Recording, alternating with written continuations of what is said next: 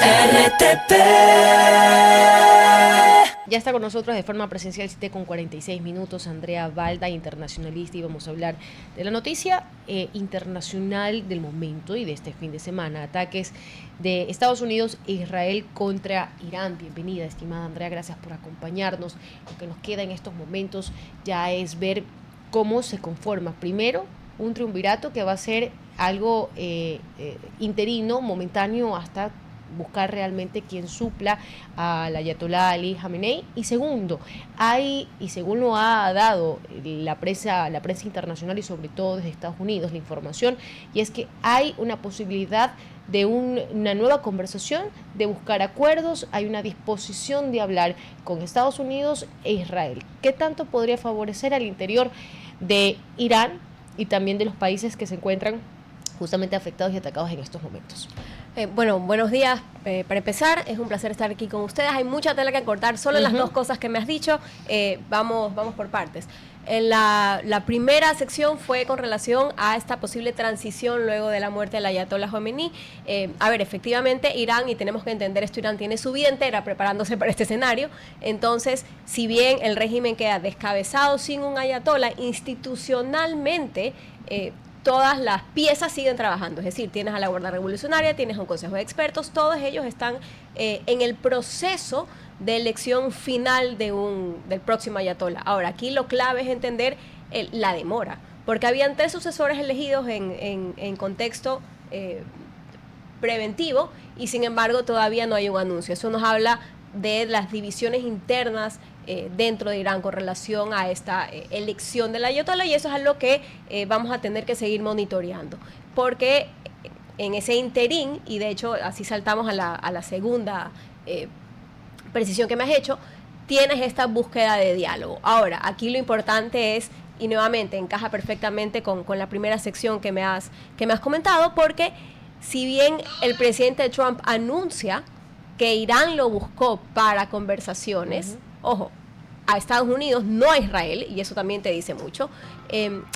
Irán, por su parte, y miembros de la Guardia Revolucionaria que dieron declaraciones a la prensa han dicho, no, nosotros no estamos listos ni dispuestos para hablar con Estados Unidos. Entonces, nuevamente, eso te reafirma que hay algún tipo de quiebre interno con relación a este vacío de poder que Estados Unidos quiere aprovechar y que, por su lado, Irán necesita solventar rápidamente. Ahora, Andrea, me gustaría un poco que nos puedas dar el contexto de cómo llegamos a este punto. Estados Unidos, si mal no recuerdo, fue en junio del año pasado, bombardearon una base subterránea con misiles justamente para prevenir que Irán pueda tener armas nucleares. Ahora, el presidente Donald Trump, cuando habló de sus motivos justamente de por qué está atacando Irán, él vuelve a reiterar que es justamente para prevenir que Irán pueda volverse nuclear, entre otras cosas, que también habló de décadas de terrorismo y otros detalles más. Pero ¿cómo llegamos a este punto para que justamente durante el fin de semana se haya dado ya esta intervención, no sé si llamarla completa, pero al menos ya son ataques mucho más grandes, al menos de alto impacto, que se están generando? A ver, sí, maravilloso, y me encanta que hayas tocado en el tema del discurso, porque es donde yo donde hubiera iniciado yo la respuesta a tu pregunta. Y efectivamente, si nos remontamos al discurso del presidente Trump, él habla y hace un recorrido histórico que justifica ante el público doméstico estadounidense por qué Irán es el enemigo de años de Estados Unidos. Y sin embargo, si nos queremos centrar en un punto de partida eficiente, digamos, para esta explicación, probablemente nos remontaremos a junio del 2024 con la operación Big Net Hammer y el bombardeo de Natanz, Fordo e Isfahan. Ahora, ¿por qué se da ese bombardeo? En el contexto del conflicto Irán-Israel. Para Israel es una amenaza existencial la existencia de un programa nuclear iraní, y frente a esta posibilidad de inestabilidad en la región, Estados Unidos entra en apoyo de su aliado regional Israel y realizan este ataque conjunto a las bases nucleares. Ahora, desde ese momento en adelante se empieza un proceso de tira y jala y de negociaciones que van, que vienen, que se esquematizan, que se planifican, que no se dan, que sí se dan durante el resto del 2025 y ahora inicios del 2026, para intentar que Irán deje de enriquecer uranio. Es decir, el planteamiento inicial era: ¿qué pasa después de los bombardeos?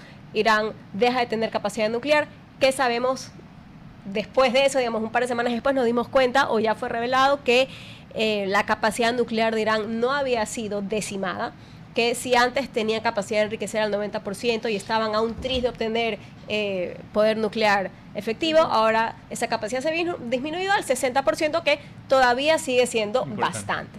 Entonces, frente a esta capacidad disminuida, pero real y existente, empiezan estas negociaciones que estaban o se quedaron, digamos, paralizadas en su tercera instancia. Ahora, otro ingrediente, digamos, que te quiero lanzar ahí ese análisis, es que si bien estas negociaciones no iban a la par de las expectativas del presidente Donald Trump, eran negociaciones que implicaban que habían avances por parte de Irán y por parte de Estados Unidos. Sin embargo, habían ciertas líneas rojas que no se podían cruzar. Para ir a la línea roja también era en su narrativa política doméstica la supervivencia de su programa nuclear, justamente porque ve en Israel también una amenaza existencial.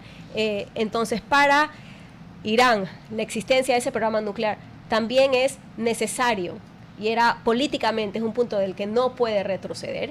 Para Irán y para Israel y para Estados Unidos esa era una línea roja. Y luego la otra elemento de negociación sobre la mesa, para Irán era necesario que las sanciones sean retiradas. Y Estados Unidos determinó que ese era un punto en el que no podía ceder porque era el único mecanismo de presión que podía tener sobre Irán. De hecho, por eso vemos que las negociaciones se mueven de Omán, donde arrancan, a Ginebra, para que pueda intervenir la Agencia de Energía Atómica, para generar mecanismos de presión y revisión de este enriquecimiento de uranio posterior, a lo que, bueno, vemos que podría darse más adelante, dado esta petición de diálogo, si llegase a consolidarse o no.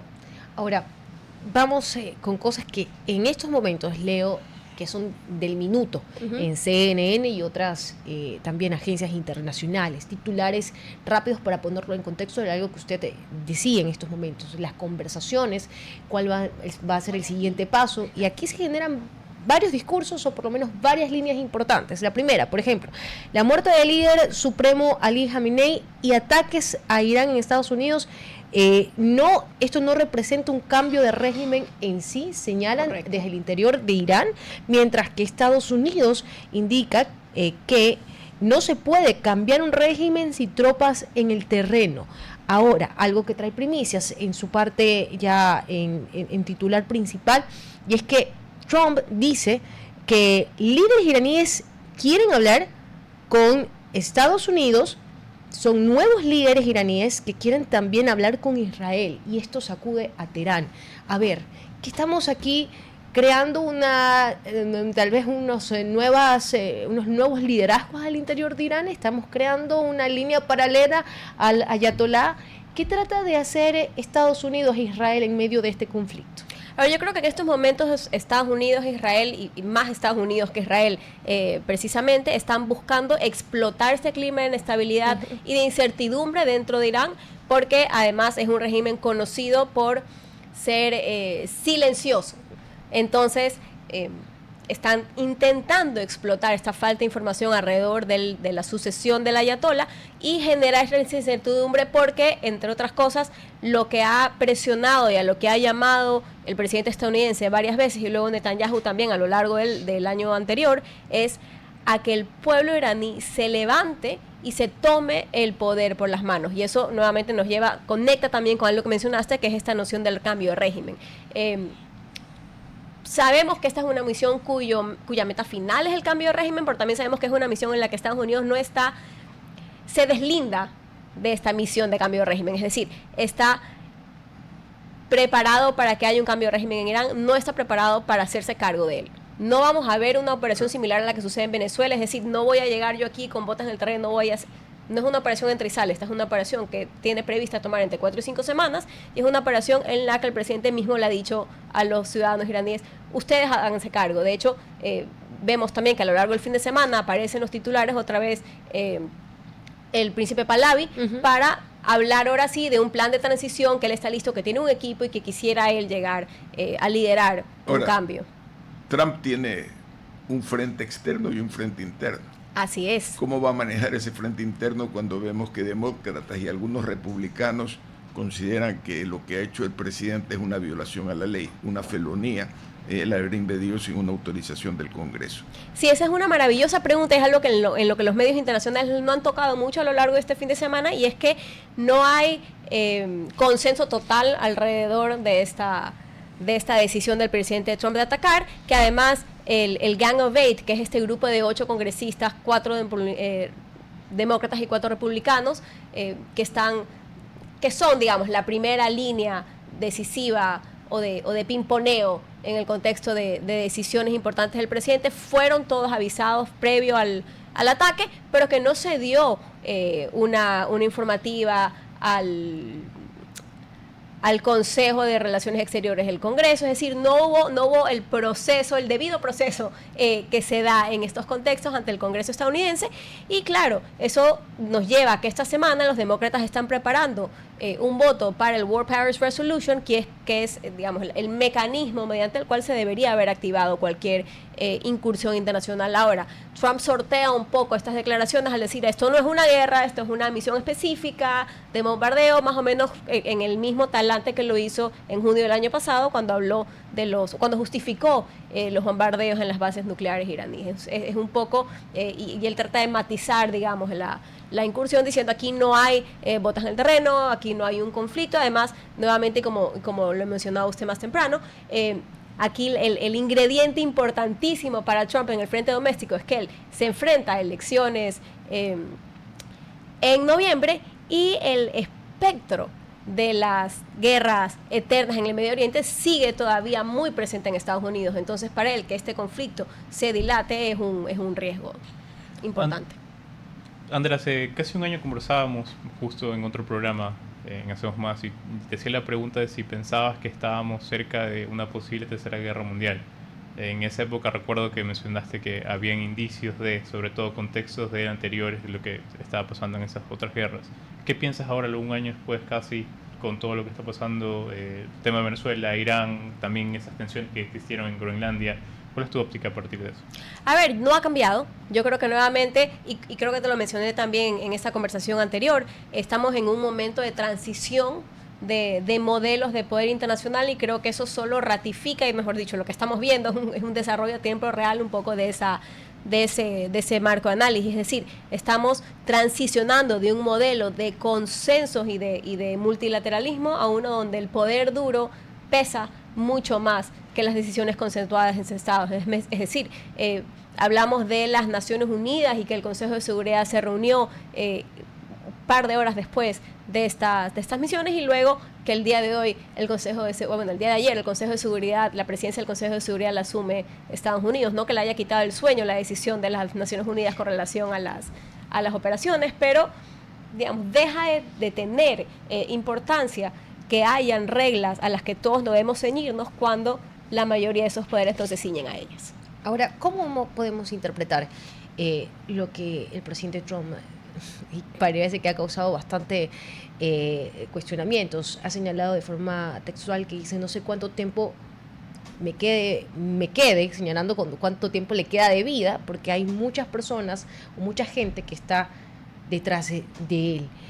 ¿Cómo deja a Estados Unidos en medio de esta reorganización geopolítica donde China, y veía esto una entrevista que se le hacían a líderes chinos también en un medio internacional, donde China asegura estar ganando terreno y ser mucho más confiables que Estados Unidos? Incluso indican, mientras Estados Unidos pelea por Groenlandia, nosotros estamos en el Atlántico Sur invirtiendo para generar una nueva línea de comercio en menos tiempo.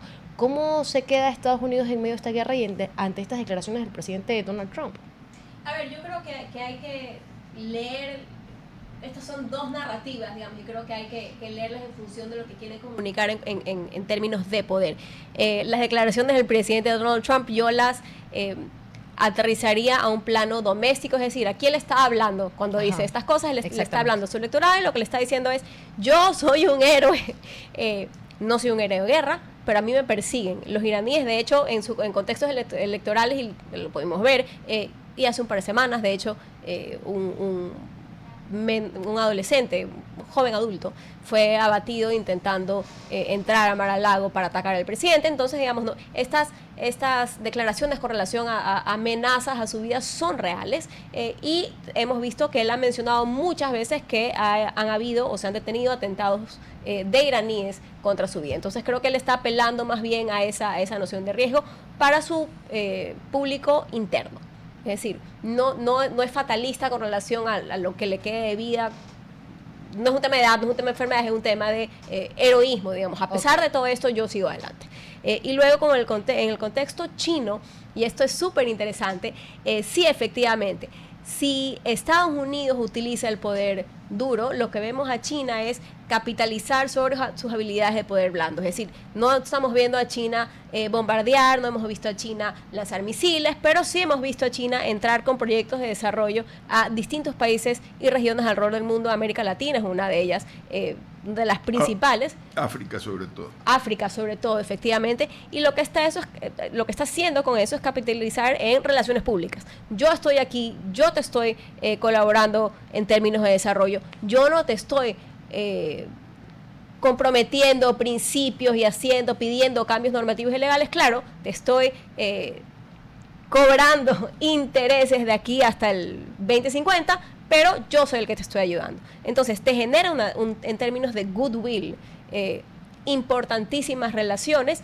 y claro, no son aliados directos. Ya vimos lo que pasó en Venezuela, es decir, Venezuela no podía contar con su aliado China para salvar a Maduro, pero está ahí y está presente cuando Estados Unidos dio un paso atrás y además encima te imputó aranceles. Entonces China acapara, digamos, estos vacíos y trata de capitalizar en simpatía y empatía. Ahora, ¿qué tan efectivo es eso? Es eficiente, funciona bien a mediano y largo plazo. Sin embargo, estas capacidades de poder tienen que ir acompañadas de poder real, si no realmente no tienen. Pero China ha crecido su poder real militar.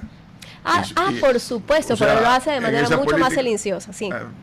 Sí, por supuesto. No es que no la tenga, es que no nos quiere contar. Son hijos de Confucio, no presumen nada. Así es, efectivamente, son toda hijos la de razón. Confucio, no hay un acto más debilitante que presumir. Así es. Porque estás vendiendo todo tu Exactamente, tu estás potencial. vendiendo todo tu potencial. Pero los chinos han crecido su armamento, ya tienen un par de portaaviones, si mal no me recuerdo. No, de hecho sí, por supuesto. Dominan y de tecnología hecho, que no dominan los norteamericanos. Y aquí lo increíblemente interesante es que todo esto lo hace en silencio. Es más, la pulga de generales chinos también responde efectivamente a que está tratando de disminuir la posibilidad de que rumores y de que, bueno, se filtren inteligencia militar china también. Entonces, claro, sí, efectivamente son hijos de Confucio. Son hijos de Confucio. Un abrazo inmenso, gracias por haber compartido tanta información interesante. Un abrazo. Vamos al corte comercial. Muchas gracias. RTP